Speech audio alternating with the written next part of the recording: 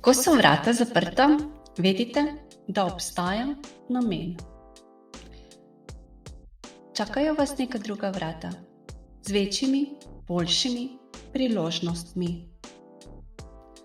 Ne obremenjujte se v preteklosti. Ne dovolite, da vam neuspehi definirajo življenje. Znova začnite s tem, kar imate. Težki časi bodo kmalu minili. Imejte zaupanje vase.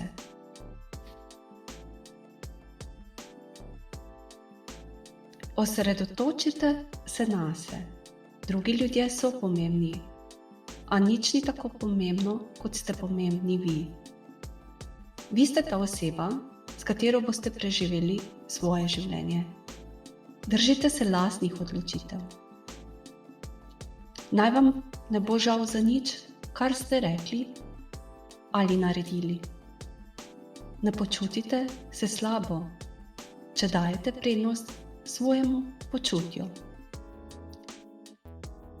V redu je, da tako izberete sami, nobena razlaga ni potrebna. Če se ozrete nazaj in spoznate, kako daleč ste prišli, boste samo osupli.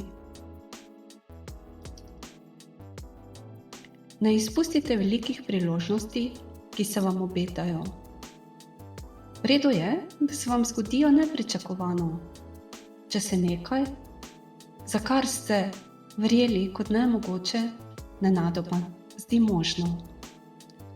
Ne zaustavljajte se, ker si zaslužite. Pridejo stvari, ki pridejo samo enkrat v življenju. In to je vaša priložnost.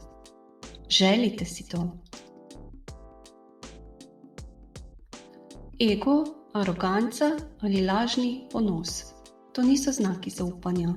So maske za prikrivanje skritih ran človekovega ponosa. Ran, ki so bile potlačene, neozdravljene. Zaupanje je skromno in nikomur ni treba ničesar dokazovati. Ego ne bo prinesel trajnega veselja, skromnost bo.